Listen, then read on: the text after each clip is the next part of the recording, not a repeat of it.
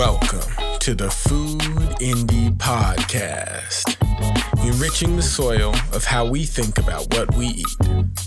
We believe that food independence is freedom, knowledge is power, and health is wealth.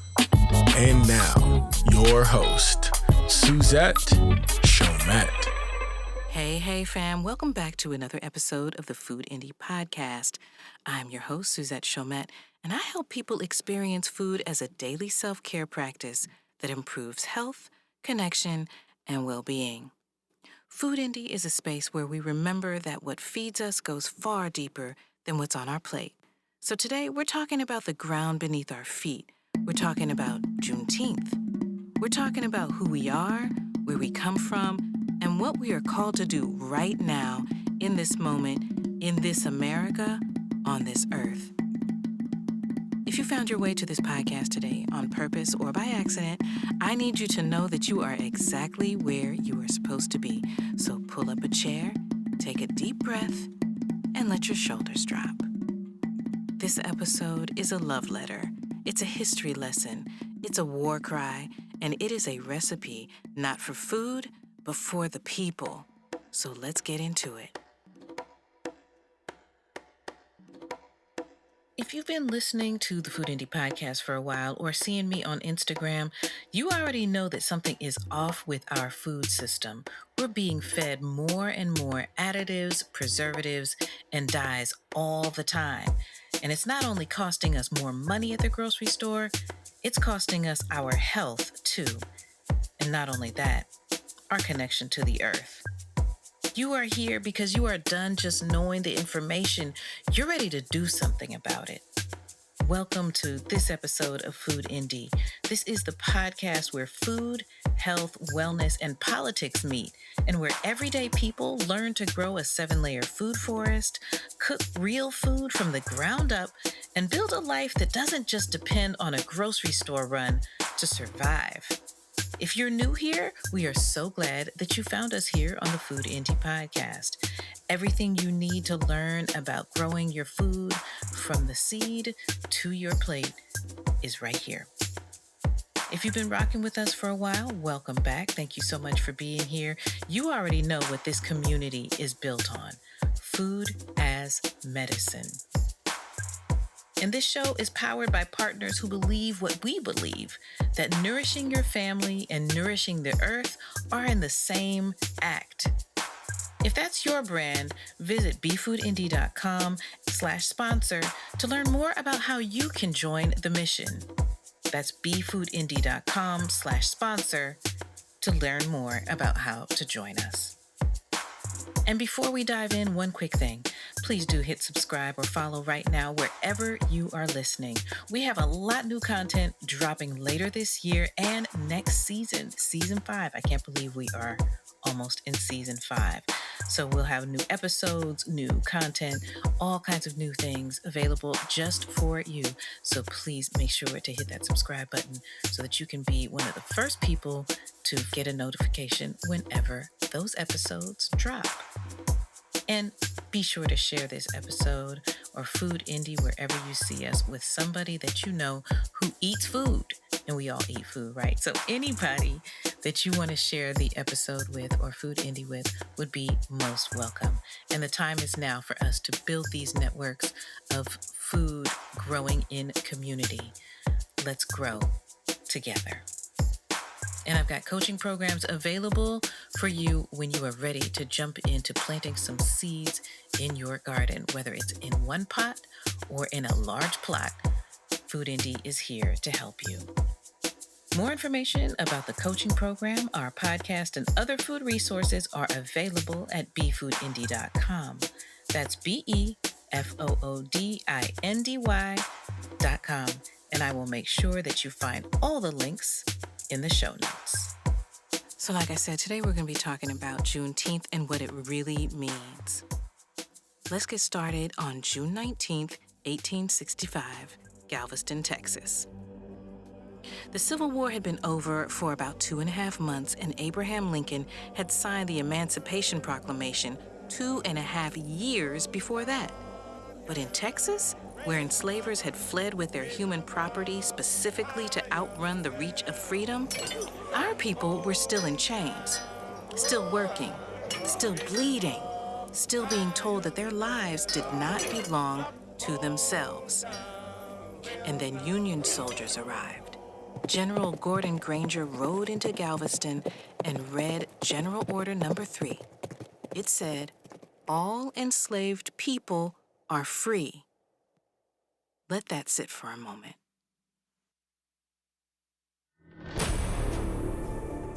Freedom did not come on a schedule. It didn't come the moment it was declared. It came late. It came reluctantly. It came only when power was forced to deliver what had always been ours by birthright. That is the true story of Juneteenth. Not just a celebration, a reckoning. A reminder that this country has always made Black people fight, wait, bleed, and organize for what should have simply been given. Freedom deferred is not freedom, it is cruelty with paperwork. But here's what I also need you to hold. In the hours after that announcement, our ancestors did not collapse. They did not simply weep with relief, they organized. They built churches. They pooled what little money they had. They bought land, and called it Freedman's Town. They started schools the very next week. They cooked feasts with whatever they could find, and they danced in the streets because joy is also resistance.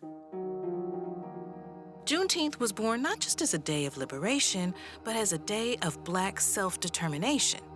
A day that said, we do not wait for permission to celebrate ourselves, and we do not need validation from a system that never valued us to know our own worth. That's our inheritance, and that's what we are celebrating today. Our greatness is always who we have been. I just want to reiterate who you are. Not because you don't know, but because the world spends an extraordinary amount of energy trying to make us forget. We are the people who built civilizations along the Nile before Europe had cities. We are the people who carried medicinal knowledge across oceans in our minds because they could not chain what lived inside us. We are the people who grew food in the poorest soil, who turned scraps into feasts, who took the parts of the animal that no one else wanted and made them into dishes that the whole world now tries to claim.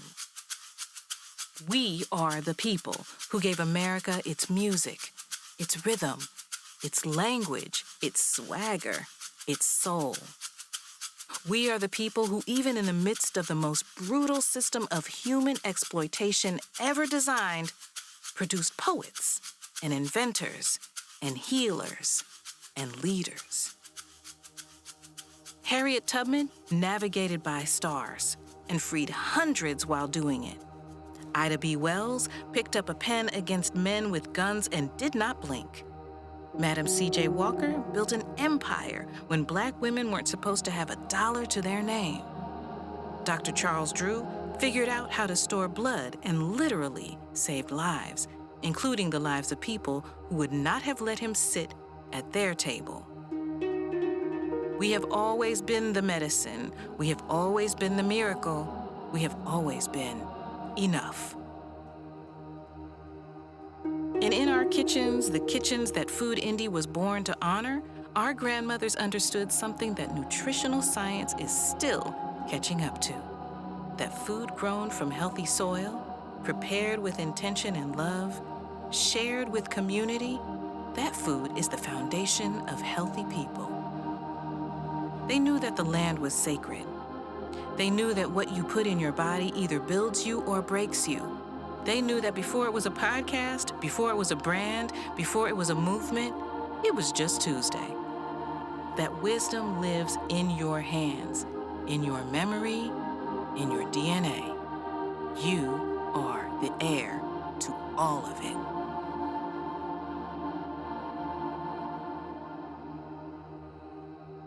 Now, I'm going to be honest with you, the way I always am with you on this show, because celebrating who we are without naming what we're up against would be incomplete.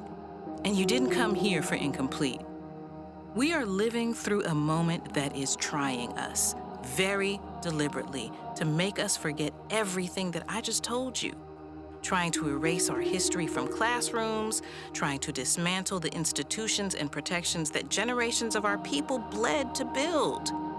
Trying to use food deserts and healthcare inequities and economic exclusion to wear us down slowly, quietly, in ways that don't make the news.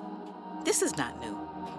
The tools are different, the language is different, but the project of diminishing Black life, of making us feel small, of dividing us from each other so we don't recognize our own collective power, that project is old. We have seen it before, and we have survived it before. But surviving is not the goal. Thriving is the goal. Organizing is the goal. Building something so rooted, so nourished, so deeply connected to our own soil that no storm can pull it up. The attack on our bodies is also political. When 40% of Black women are food insecure, when our zip code determines our life expectancy more than our genetics, when the grocery store in our neighborhood sells processed food that inflames our bodies while the farmer's market blooms 10 miles away in a zip code that looks nothing like ours, that's not an accident. That is a system, and systems can be dismantled.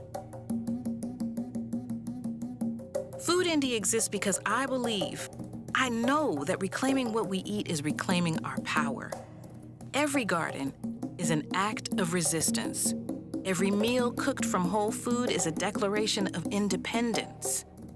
Every Black woman who knows what moringa is, who grows her own herbs, who feeds her family from the earth, she is doing the work of liberation. She is continuing what Juneteenth started.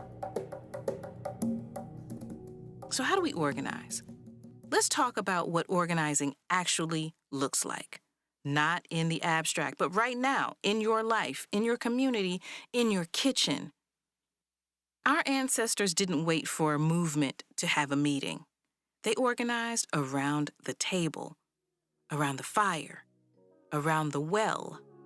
They shared what they had. They kept watch for each other. They built trust through proximity and reciprocity. And that's still the template. So here are a few things that you can do right now. Feed your circle of friends by hosting a meal. Teach one person to cook one healing dish, because food is how we build trust and community from the ground up.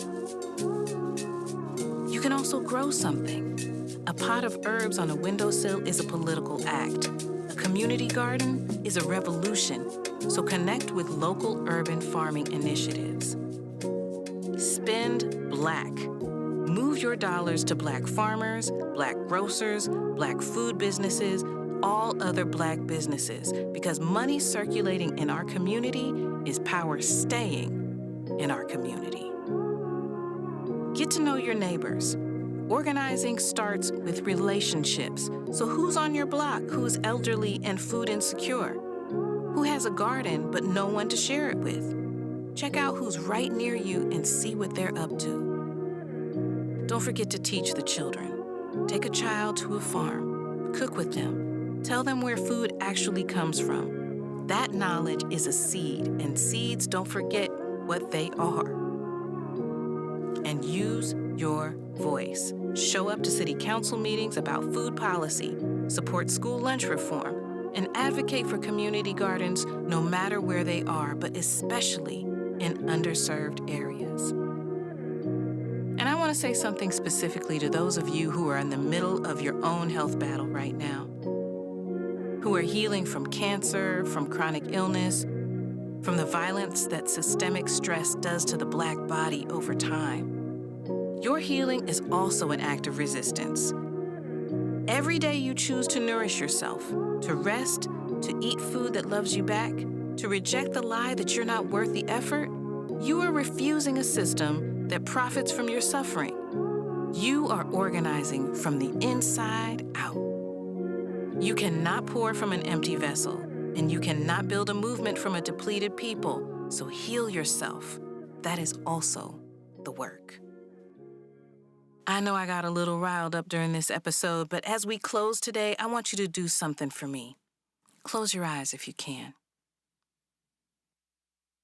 Think of the women who came before you. Your mother, your grandmother, her grandmother. The ones whose names you know and the ones whose names were stolen. Think of their hands, working, planting, cooking, healing, and holding. Think of everything they carried so that you could be here. Right now, listening to my voice, living this life. They made it through the unimaginable. They made it, and so did you. Juneteenth is not just a holiday, it's proof. Proof that freedom is always worth fighting for. Proof that our people have never stopped organizing, never stopped building, never stopped feeding each other through every storm this country has sent our way. From the soil, from the deep, dark, rich, revolutionary soil of who we are, to the soul of every woman listening to this right now, you are enough. You are powerful. You are part of a lineage that has never been defeated. Go eat something good today. Cook something that honors you. Call someone you love. And remember, the work of liberation starts at your table. Everything that I talked about in today's episode is just for you. The history, the invitation to organize, and also the invitation to rest. I know that it seems counterproductive to rest and organize, but we do need both right now. So get some people together. Remember, the more that we eat and talk and laugh together, the more that we can build our networks and our communities back. And remember, if you're ready to start your 7-layer food forest, you don't need a backyard. You just need one seed and one pot. Just start there. And you don't even need a big budget, just a decision to get started. And if you haven't yet, now is the perfect time for you to subscribe to Food Indy on Spotify and Apple Podcast. Just hit the button and you'll be one of the first people to know when fresh episodes drop full of stories, strategies, and soul. And please don't keep it to yourself. Please remember to share the podcast with your friends, family, and your community, because together we're not just growing food forests, we are growing a movement that brings us closer to our food, to our health and well-being, and to one another. And when you're ready to go deeper, I do offer one-on-one coaching to help you build the food garden and wellness practices that actually fit into your life. Plus our newsletter, trivia quiz, and all the resources we talk about on the show. Everything is waiting for you at befoodindy.com. That's befoodindy.com. And the links are in the show notes. I want to take a quick moment to thank my editing team here at Food Indy, Salim Naji Allah and Adrian Davis of One Hitter Entertainment. And we've got some new changes coming out in season 5, so stay tuned for that. I am super excited for what we've got brewing in the background. And those will all be out later this year, like in early fall. I have so enjoyed being with you in season 4. I have loved getting your ideas and your thoughts about the show. It keeps us going here and encouraged to make more and more content just for you. Thank you so much for being here. And don't forget that your comments and questions and show ideas are always welcome on the Food Indy website. You can reach out to me at befoodindy.com/contact and drop your questions and comments there. And also remember that if there's something related to food that you want to talk about, I am always interested in new topics. So make sure to drop them there at befoodindy.com. If you've got questions for me or want to run something by me, definitely drop a comment there, and your idea might just end up on the next season of the Food Indy Podcast. We are Food Indy, and we grow together.